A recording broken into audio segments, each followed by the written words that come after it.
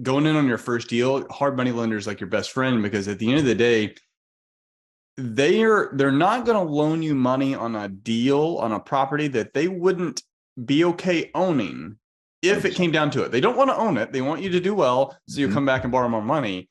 It's just that's the oversight. And really, it doesn't necessarily work that way. It works in, hey, we know you're here. We actually, we've seen a lot of deals in this area. We think it's probably your hold time is going to be a little bit longer, and it's going to be a stretch getting that ARV. So, you're thinking 320. There's probably going to be more like 290 just because it backs up into this school zone or whatever. Right. So it's that experience overlay that's invaluable.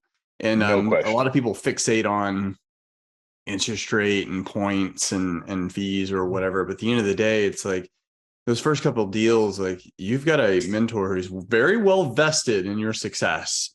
And I they tell want to see you people, do well. you're 100% right. I tell people all the time, you can get generally the least expensive rates out there. I equated sort of like the dollar store. Love the dollar store. Nothing wrong with the dollar store. You go there for certain things, right? You can find lenders that are sort of the dollar store. They're national. They're sort of big machines. And they'll give you incredibly low rates and fees, generally speaking. But do they know what the heck they're doing with regards to those areas and neighborhoods? In our region, there are certain areas, certainly in Baltimore and greater Baltimore, block to block, neighborhood to neighborhood. It can vary. You got to know what you're doing. And we have every once in a while we get a call from someone. Generally, it's sort of in the New York region, which isn't that far from where we are here. And they're investors, and they're looking at the dollars and cents in our region. It's much more affordable, certainly, than the New York tri-state area. And they'll say, I'm buying 3 blocks and I'm spending, $1 million on 30 places or some crazy, number like that. And I'm going to make a killing. And we're like, you don't know what you're doing. You're working with a national lender who also doesn't know what they're doing and doesn't understand the market. You're looking at buying shells that have been shells for 60 years.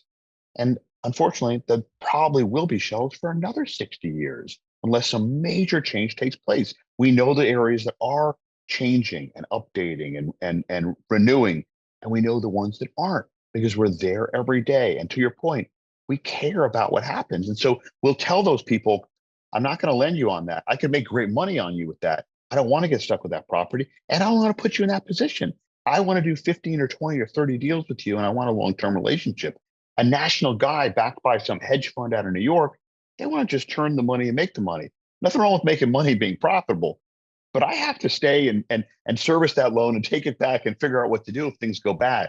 So to your point, we care at a different level. And so I'm a big fan of any investor, especially early on, but I would argue even as you grow, working with someone local who understands the Yep. market, who's Yep. meeting you, talking with you, and you can build that trust and rapport that is not possible anywhere else. You can make friends with appraisers and trusted brokers, realtors, et cetera. Still not the same as the money guy who's seeing them all come through from Yeah, I've all never those had a different beer parties. with one of the appraisers or Yeah, surveyors. right, exactly. Yeah, I've never gone to the rodeo with them, yep. so I've done that with my hard money guy, There you go. and Exactly. even growing, outgrowing. So I mean, we use them really only on a few transactions. I've referred them a ton of business. Yep. Hmm. It's just that collaborative relationship.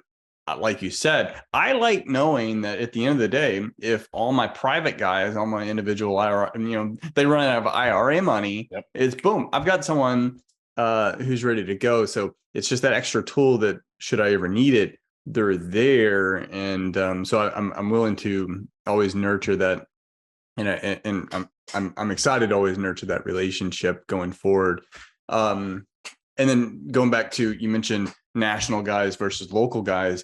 I want to echo that because there's an agent on our team, and this is why, and I've used national guys before. It's usually for longer term type investment Right. loans.